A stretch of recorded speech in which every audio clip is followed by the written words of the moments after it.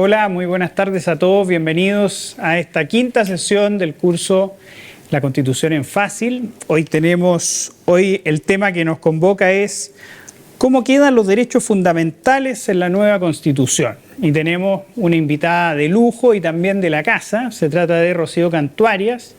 Ella es vicepresidenta del Consejo Directivo de la Fundación para el Progreso, es abogada de la Universidad de Concepción, MBA y magíster en tributación por la Universidad de Chile, profesora universitaria de la Universidad de Concepción, la Universidad del Desarrollo, la Universidad Nacional Andrés Bello, ex convencional por el Distrito 20 y participó activamente en la Comisión de Derechos Fundamentales, autora de algunos libros sobre administración de estudios jurídicos, pero destaco especialmente este último libro, Las Damas de Hierro. Son unas entrevistas, ¿no es cierto?, de María José Olea a dos convencionales, Rocío Cantuarias y Teresa Marinovich. Así que muy recomendado para todos. Rocío, bueno, para partir, una de las cosas que hablan como de la fortaleza de esta nueva Constitución dentro de los partidarios del apruebo, entre los cuales se encuentra, ¿no es cierto?, el jefe de campaña Gabriel Boric, en el hecho de que su fortaleza estaría en los derechos sociales. Así como para partir, ¿cuál tú crees que es el balance de los derechos sociales? ¿Cuál el balance entre la participación del Estado y la participación de los individuos? ¿Cómo lo ves tú? Primero quería agradecerle la invitación, gracias a todos por estar acá. Eso es lo primero, agradecerle, estoy feliz de estar en mi casa, en la Fundación para el Progreso, y qué alivio cuando me dan la bienvenida y dices ex convencional. Es como un alivio, salvado, ¿o no? Que se acabó. Sí. Faltan unos días todavía para que termine con el plebiscito, pero ya se terminó la pega delirante en la convención. Y respondiendo a tu pregunta, a ver, yo creo que el tema aquí es que para cada problema social, para cada prestación social que deriva de las preocupaciones de la gente y que lo pueden abarcar, ¿no es cierto?, los derechos sociales que debe reconocer el borrador de la Convención o cualquier Constitución, siempre la respuesta en la Convención fue: el Estado tiene que asegurar buenas pensiones dignas, asegurar vivienda digna, asegurar educación de calidad y gratuita, asegurar salud, etcétera, etcétera. Entonces, nosotros nos preguntamos por qué, si el Estado habitualmente o regularmente presta los peores servicios. El peor servicio de salud es el servicio público, la peor educación se provee por parte del Estado y es el servicio público de educación. O sea, creemos que la respuesta era totalmente equivocada en términos de plasmar ideas que tuvieran que ver con un Estado tan grande en esta materia, controlando, en nuestra opinión, a través del control social, el control de la ciudadanía, justamente a través de los derechos sociales. Realmente, Juan, yo creo que es una idea que terminó plasmada en cada uno de los derechos sociales y nos sorprendieron porque pensábamos que en esta regulación de derechos sociales sí íbamos a tener algunos acuerdos o sí íbamos a poder hacerlo de modo que pudiéramos mejorar o pudiéramos responder en alguna medida a las expectativas que tenía la gente. Y eso a través de las normas de todos los derechos sociales no se logró. Claro, y también los derechos sociales también tienen mucho que ver con la cultura política, con la cultura de cada país, y es obviamente muy manifiesto de que en Chile la participación de la sociedad civil y de los individuos al proveer derechos sociales es una actividad bastante masiva y que no solamente se queda en las clases más ricas, sino que también está abierta a todas las clases sociales en Chile. Fíjate que una de las respuestas equivocadas que nos daban cuando preguntábamos por qué siempre esta fe tan ciega, en mi opinión tan irracional, a esta institución que provee los peores servicios, siempre era que el neoliberalismo, que el mundo privado captura o secuestra los recursos y que por lo tanto teníamos a través de la Constitución que entregarle un rol omnipresente al Estado. Y fíjate que nosotros les decíamos ya, pero si esto fuera cierto, o sea, asumiendo que es verdad esto que la culpa la tiene el neoliberalismo y que los recursos se los secuestra o los captura siempre el mundo privado, y nos preguntábamos o les preguntábamos a la mayoría de los convencionales, bueno, ¿y qué pasa entonces en aquellas situaciones en que el Estado no tiene competencia? Entonces le poníamos como ejemplo algunos servicios públicos en que no hay competencia. Y me acuerdo del servicio médico legal, de la Compin, nos acordábamos de las empresas del Estado, casi todas con pérdida, salvo contadas excepciones, ¿te fijas? Y entonces ahí creo yo que que hay una fe irracional, como digo yo, ciega, respecto de lo que el Estado puede hacer, como si estuviera compuesto de ángeles, ¿no es cierto? Y les mostrábamos evidencia extranjera. Entonces teníamos, y muchas veces discutimos sobre los extremos. Los extremos siempre, o las exageraciones, si quieres, siempre sirven para ejemplificar. Entonces decíamos, mira, el comunismo, que es como la representación de esta fe más ciega acerca de lo que el Estado es y lo que puede hacer, y qué prestaciones puede entregar. Y vemos que es un desastre. Y por el otro lado, el extremo opuesto es Estados Unidos, ¿no es cierto? Hoy día con algunos problemas a través del socialismo, pero bueno, pero servía de ejemplo todavía. Y fíjense que el modelo o el sistema exitoso está en este último extremo, si quieres. Y lo que plasmamos finalmente sobre derechos sociales en la convención es ideológicamente justo al revés o justo lo contrario a quienes tienen éxito. Exactamente, bueno, y dentro de una de las claves del éxito, y eso se ve desde los orígenes de los Estados Unidos, es el derecho de propiedad, que obviamente ha sido un tema muy discutido en esta propuesta de nueva Constitución. Una de las cosas muy paradójicas es que se cambió todo, pero ahora, al ver que están bajo las encuestas, los convencionales de izquierda nos dicen que todo va a seguir igual. Entonces, yo te quería preguntar, en esta consagración del derecho de propiedad, ¿cuáles serían las diferencias con el actual derecho de propiedad consagrado en la Constitución? A ver, la consagración del derecho de propiedad también responde a afanes ideológicos, en mi opinión, irracionales, pero 100% ideológico, y como sabemos, la propiedad es un pilar fundamental de la libertad, Sin duda. ¿no es cierto?, del individuo. Entonces, ¿cómo quedó consagrado? A mí me gustaría, o qué diferencias hay con la Constitución actual, como me preguntas, Juan, a mí me gustaría mencionar dos cosas que son muy importantes, que diferencian de la protección actual de la propiedad y que quedan fuera de la Convención, de este borrador. Y la primera es que el derecho a que cada vez que el Estado, o sea, el político de turno, te quiera expropiar, te pague lo que el bien despojado, expropiado, vale.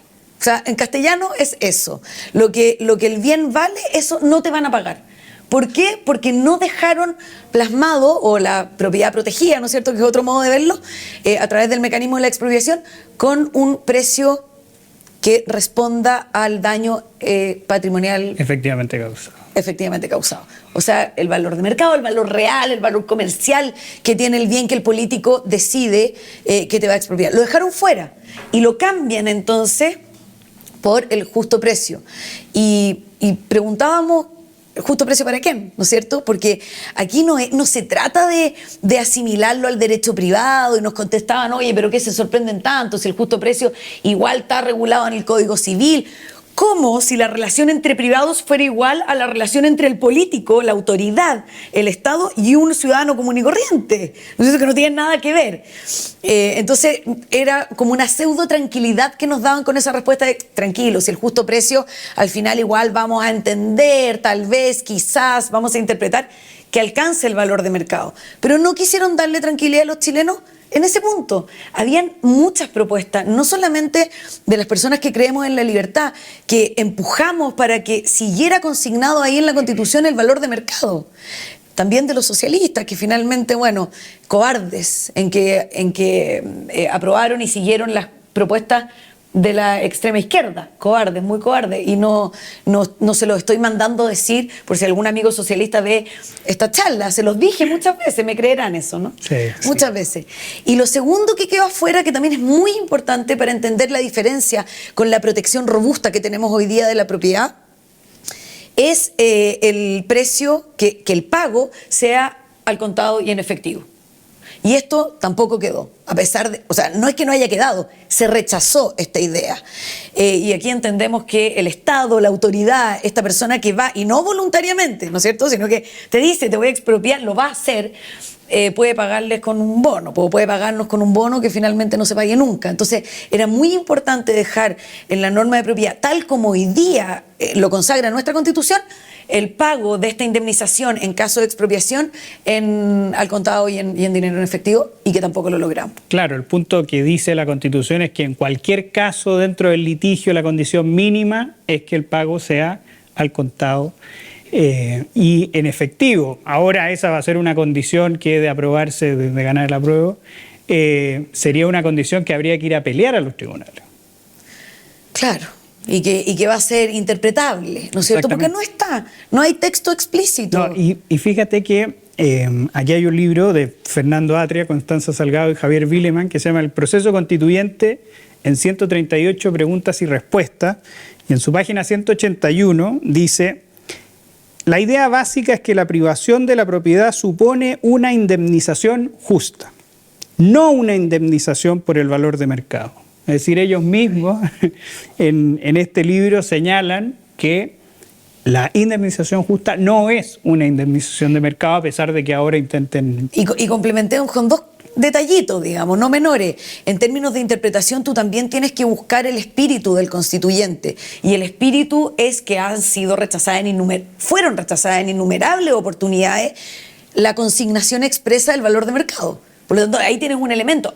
El constituyente no quiso dejar el valor de mercado porque lo rechazó expresamente muchas veces. Y lo segundo, un detalle ya que tiene que ver un poco con la contingencia política, si querés, o en el marco de la campaña, así como mencionas el libro del exconvencional Atria, en que hoy día tenemos justo precio para las inmobiliarias populares del alcalde comunista Jadwe, justo precio para los balones de gas, ¿no es cierto?, que están promocionando los líderes de la campaña de la prueba en el gobierno. Entonces, y que ese justo precio no es el valor de mercado. Todavía se enorgullecen al decir que hay un precio que es 40% en el caso del gas menor al precio de mercado. Entonces, ahí tenemos algunos complementos en que es bien evidente que el justo precio del mecanismo de expropiación no alcanza el valor de mercado. Ahora pasando al derecho a la educación, Rocío, ¿cómo se ve afectado? Ese es otro derecho que también está muy protegido en la Constitución actual. ¿Tú cómo ves la diferencia, el contraste con esto, específicamente en cosas tan sensibles como la libertad de enseñanza y el derecho preferente de los padres a educar a sus hijos? Salvaje la diferencia, y también con una carga ideológica impresionante, muy profunda. Entonces, en educación, ¿qué es lo que tenemos? En primer lugar, educación sexual integral.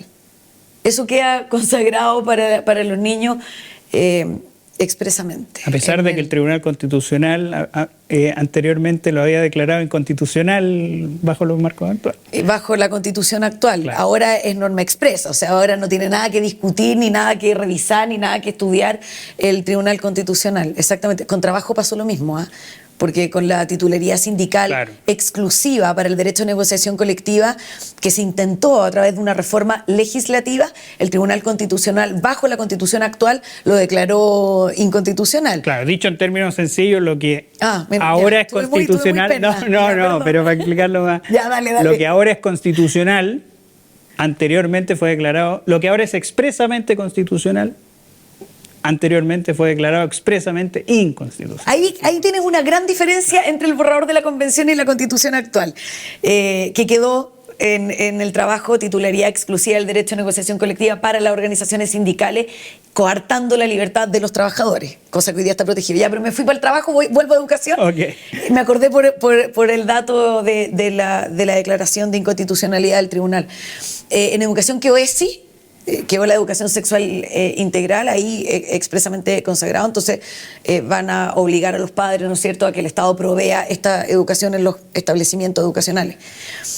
Normas vagas, normas ambiguas y varias normas en educación. A partir del artículo 35 y siguientes hay varias normas, una peor que la otra, y en resumen, o como lo que atraviesa estas normas en el derecho a la educación y la libertad de enseñanza, es que vamos a poder tener todo en materia educacional siempre que tú te rindas, la familia, los padres, los niños, las personas que se están educando, los profesores, las universidades, los centros de formación técnica, los institutos profesionales. Vamos a poder hacer todo en materia educacional siempre que te rindas, que te sometas, igual que los súbditos, a los fines y principios que la Constitución establece. Y estos incluyen, entre otros, el enfoque de género, la plurinacionalidad, la igualdad sustantiva, la interculturalidad, la conciencia ecológica. Son 13 fines y 9 principios para la educación. O sea, el titular es: vamos a tener el derecho a educación, vamos a tener libertad de enseñanza. Se deja fuera expresamente el derecho preferente de los padres a educar a su hijo. También lo intentamos en reiteradas oportunidades que quedara expresamente establecido. Entonces, ¿hay libertad de enseñanza? Sí, siempre que cumplas con los fines y principios que la Constitución establece. ¿Tenemos el derecho a la educación? Sí, siempre que. ¿Hay libertad de cátedra? Sí, siempre que los profesores se sometan a los principios y fines. ¿Te das cuenta? Entonces, normas en educación ambiguas, poco claras, indeterminadas, imprecisas, vagas, pero que en lo que no fueron vagas en consagrar estos 9 principios y estos 13 fines y someter todo a los padres, a los profesores, a los institutos, a los establecimientos, a estos fines y principios. Y por otro, y lo último en materia de educación que me gustaría señalar es que el Estado o la ley podrá considerar establecimientos particulares subvencionados, no estatales, no se refiere expresamente a los particulares subvencionados a los privados, pero la ley podrá considerar... Claro, como una concesión graciosa del Estado. Y podrá, o sea, esto también hay bastante de riesgo aquí, o de incerteza, porque así como puede, también puede que no pueda, porque no es un deber, ¿te fijas? Entonces, la verdad es que en educación una pena bien grande, porque yo creo que era una de las preocupaciones, es una de las preocupaciones de nuestros compatriotas, de todos nosotros, más sentidas. Y de verdad que con este borrador nos sometemos al Estado y yo creo que va a ser el dueño de este derecho social, el Estado, y no la familia. Sin duda, y lamentablemente esta libertad en la enseñanza, entendida como el derecho a abrir y administrar un colegio, queda solamente reservado para los pueblos indígenas. Sí. Los pueblos originarios, estimado Juan, también es transversal, que tienen no solamente escaños reservados, no solamente justicias paralelas y propias, no solamente propiedad, bueno, no hablamos de la propiedad indígena. Vamos a hablar, pero también tienen especial protección la propiedad indígena, sino que además en cada uno, en la mayoría, no estoy 100% segura que sean todos, pero en la mayoría tienen norma especial. En educación tienen una consideración, ¿no es cierto?, en el ingreso y permanencia de la educación superior, los pueblos originarios. En materia de salud tienen derecho a la medicina, a que el Estado garantice la integración de estas autoridades ancestrales, ¿no es cierto? No sé si la Machi Linconado habría tenido alguna posibilidad de la vacuna del COVID, no sé, pero en salud.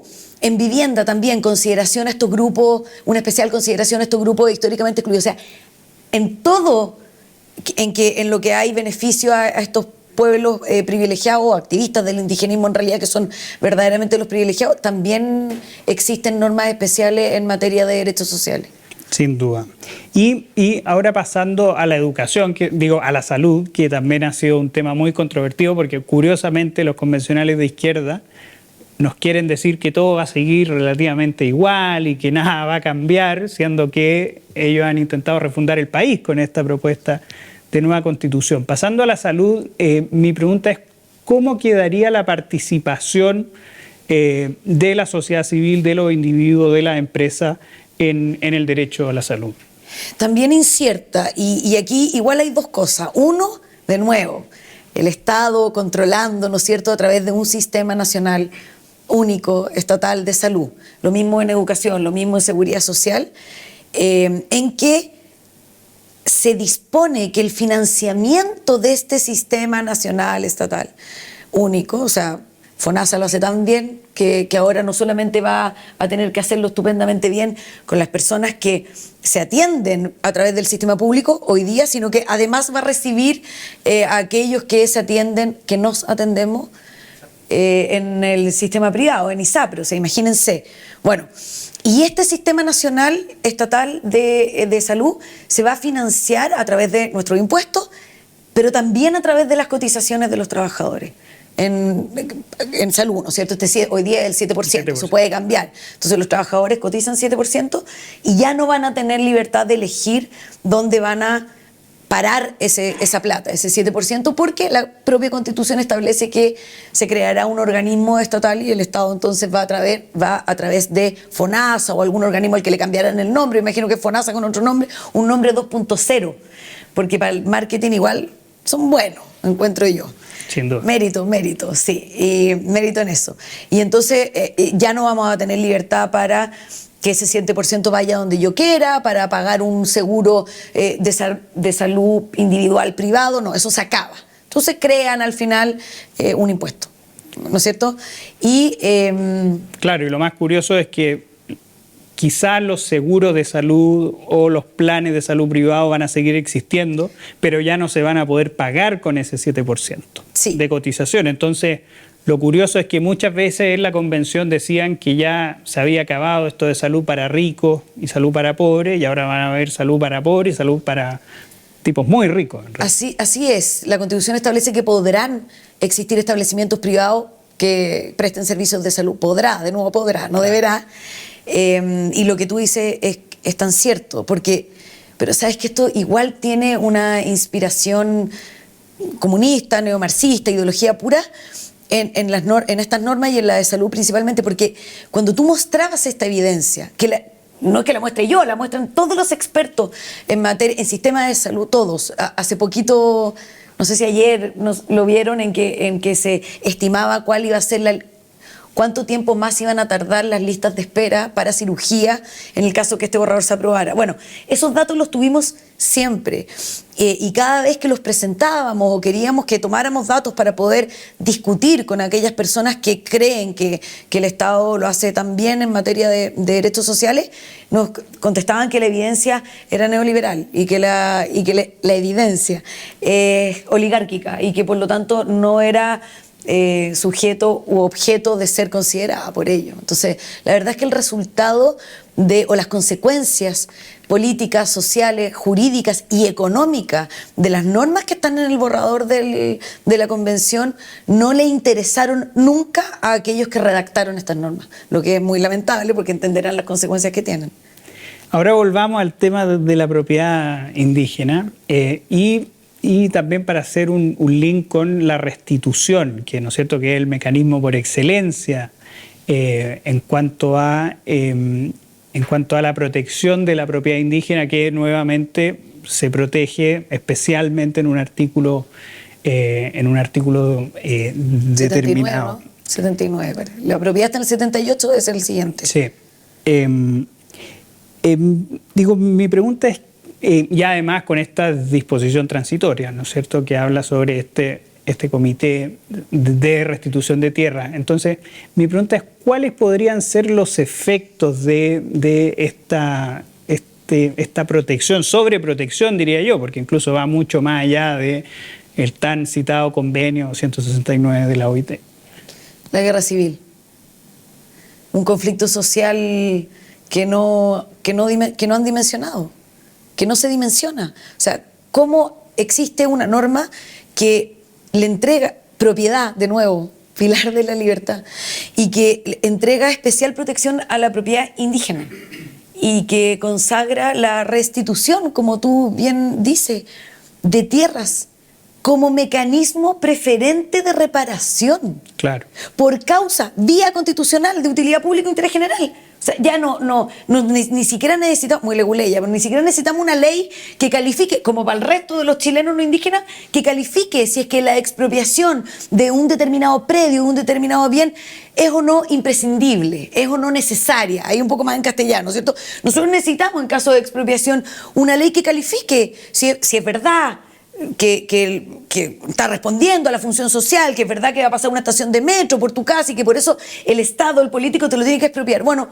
en el caso de la propiedad indígena, no, porque eso ya quedó súper amarrado en la norma que protege o que le entrega una especial protección a la propiedad indígena. O sea, no hay otra consecuencia, creo yo, razonable que no sea la guerra civil o antes un conflicto social tan profundo de aprobarse esta norma y de implementarse la comisión que tú le llamas, Juan, y te lo agradezco técnicamente, ¿no es cierto?, y tan elegantemente, el comité de, ¿cómo le llamaste? El comité de restitución. Nosotros le llamamos la comisión de expropiación, que está ahí en la norma 30ª de las disposiciones transitorias, y que se va a encargar, que va a estar integrada por activistas del indigenismo y que se va a encargar de determinar cuáles son el catastro, la demarcación, cuáles son estos territorios, dónde quedan, de cuántas hectáreas estamos hablando. La verdad es que... En la 28ª, por cierto. 28ª quedó Sí. ya, es que era la 30 antes y ahí después de armonización de haber quedado en la 28, era la 30. Pero me desconcentraste. Ay, perdón. Eso. Pero a ver si te puedo refrescar la memoria por eso, ¿no? Me acordé. Que nosotros preguntábamos, a propósito de las profundas consecuencias que traen estas normas, ¿cuáles eran los territorios? Y de qué estábamos hablando. Y la convencional Linconao, que también era miembro de la Comisión de Derechos Fundamentales, nos decía que no estaban hablando de hectáreas. Hablaban de territorio, de Santiago, porque los mapuches lo habían ocupado. Hablaban de norte a sur. O sea, hoy día tenemos... Esto no es ficción y las personas, estoy acostumbrada a que me digan que exagero, que miento, ¿no es cierto?, todos los días, o que esto es el apocalipsis. En la región del Biobío, a la que yo represento, en el borde costero, en Coronel, hoy día, ni siquiera con este borrador, ya tenemos problemas sociales de los pescadores artesanales con algunos activistas de comunidades. 3 activistas de las comunidades tienen problemas porque, a través además de un equipo jurídico que lidera una ex convencional que impulsó estas normas, pidieron la solicitud de la administración, concesiones marítimas, para administrar el borde costero de Coronel. Y ya tenemos declaraciones de líderes de los pescadores que dicen esto va a ser la guerra porque nos vamos a defender sin este borrador. Entonces, esta exageración, o sea, abramos el diario, para los que somos de la región, vayamos a ver qué es lo que pasa con la pesca artesanal, yo lo tengo clarísimo, y cuáles son las consecuencias de estas normas. Claro, digo muchas veces cuando se habla que uno exagera las interpretaciones, bueno, hay que ver cuáles son las declaraciones de la Machi Francisca Linconao en cuanto al territorio para darnos cuenta que no va a ser para nada pacífica esta restitución de tierra. Cerramos esta 5ª clase. Rocío, muchas gracias como siempre. Y eso, están todos cordialmente invitados para la 6ª sesión de este curso de la Constitución en Fácil.